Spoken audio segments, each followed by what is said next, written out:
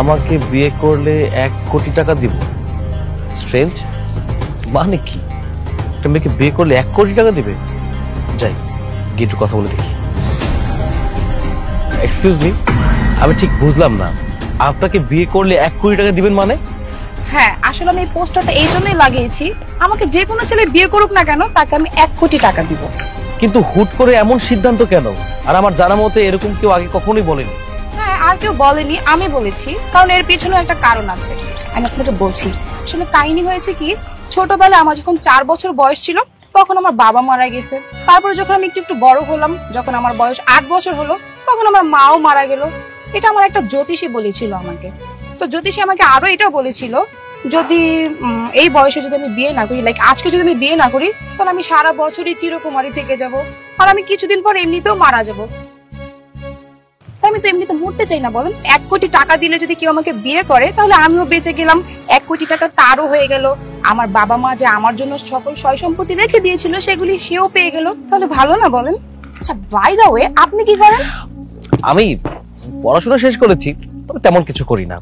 আসলে আমার খুব ইচ্ছে আরামায়েশে থাকবো, বিলাসবহুল জীবনযাপন করব, কিন্তু হয়ে উঠছে না। আর তাছাড়া আমার যেটা এখন মনে হচ্ছে যে যেহেতু আপনি 1 কোটি টাকা দিবেন, আপনি আমার মতো ছেলেকে ডিজার্ভ করেন। সো আপনি চাইলে আপনি আমাকে বিয়ে করতে পারেন, আমি এগ্রি আছি। হ্যাঁ, তাও তো ঠিক, আপনার মতো ছেলে আমাকে ডিজার্ভ করে। আর আপনি যেহেতু কিছু করছেনও না, আমাকে বিয়ে করলে আপনি আমার সকল সয় সম্পত্তি আপনি পেয়ে যাবেন, সুখে শান্তিতে আমরা সংসারটাও করতে পারবো। তাহলে চলেন আমরা বিয়ে করে ফেলি। কোথায় যাব?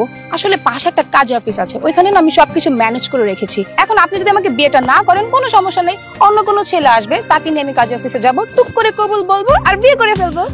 না না, অন্য ছেলের কেন দরকার আছে? আমি আছি তো। আর তাছাড়া আমাদের ভালো সিঙ্ক হবে। ওকে, চলো। ঠিক আছে, চলেন। এই দাঁড়া, কি ব্যাপার বোন? তুই শেষমেশ এই ফকিন্নির বাচ্চার সাথে ভেগে যাচ্ছিলি? এই কাজটা কেন করলি? তোকে কত জায়গায় খুঁজেছি। এই মানে কি? আপনি সব কি জাতা বলছেন? কে ফকিন্নির বাচ্চা? আর আপনার বোন মানে? এই তুমি না বললে তোমার দুনিয়াতে কেউ নাই, তাহলে তোমার ভাই কোথা থেকে আসলো? আর কে উনি? কি বলছে এসব জাতা? বোন মানে কি বুঝিস না? ওই আমাদের বোন। তুই আর নিয়ে ভাগ্য হইছো? হ্যাঁ না ভাইয়া, আসলে আমি পালিয়ে যাচ্ছিলাম না, এই ছোট লোকের বাচ্চাটাই আমাকে জোর জবরদস্তি করে বলে কি বিয়ে করবে আমাকে, বলে তুমি শাড়ি টাড়ি পরে আসো, আমি তোমাকে বিয়ে করবো, এটা বলে আমাকে নিয়ে যাচ্ছিল ওইখানে। আরে আরে, আজব ব্যাপার তো। কি এসব জাতা বলছো তুমি? তুমি একটু আগে বললে তোমাকে বিয়ে করলে 1 কোটি টাকা দিবে, তাহলে এখন এসব কেন কথা বলছো? এই দেখুন ভাই, আমি যা বলছি এখন সত্যি বলছি। এই মেয়েটা বলেছে আমাকে যে বিয়ে করলে 1 কোটি টাকা দিবে। এই চুপ থাক। কি পেয়েছিস? হ্যাঁ, আমার বোন 1 কোটি টাকা কোথায় পাবে? ফকিন্নির বাচ্চা, তোকে এক্ষুনি আমি থানায় দিব। এই চল, থানায় চল। ভাইয়া প্লিজ, ভাইয়া আপনার কাছে হাত জোড় করতেছি ভাইয়া, প্লিজ। আমার একটা মান সম্মান আছে, আমি যদি থানায় যে আমার মান সম্মান কিছু থাকবে না, আমার ফ্যামিলিটা একদম ডাউন হয়ে যাবে ভাইয়া। আচ্ছা, আমি মনে হয় ভুল করে ফেলেছি ভাইয়া, আমি বুঝতে পেরেছি। এখন একটা কাজ করি, আমরা এটা মীমাংসা করে ফেলি ভাইয়া। আচ্ছা, মীমাংসা করবি? তার ঠিক কাজ কর, 2 লক্ষ টাকা দে। কত? 2 লক্ষ? 2 লক্ষ টাকা আমি কোথায় পাবো ভাইয়া? আমি তো স্টুডেন্ট মানুষ, আমি কোনো জব টব করি না ভাইয়া, আমার ফ্যামিলিটা তেমন ভালো না ভাইয়া। প্লিজ আপনি আমাকে এই কথা বলেন না, আমি অল্প কিছু টাকা দিই ভাইয়া, প্লিজ। ভাইয়া, এই ছোট লোকটাকে দেখে মনে হচ্ছে না এই 2 লক্ষ টাকা দিতে পারবে, বুঝো নাই? এ তো কাপড় চোপড় দেখে মনে হচ্ছে বস্তি থেকে উঠে আসছে। কি করবা, একটু ছাড় দাও না। কত আছে?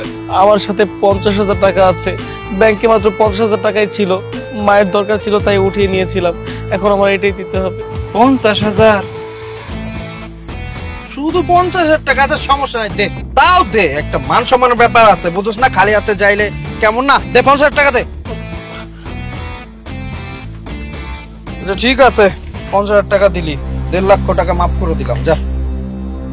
এই চল।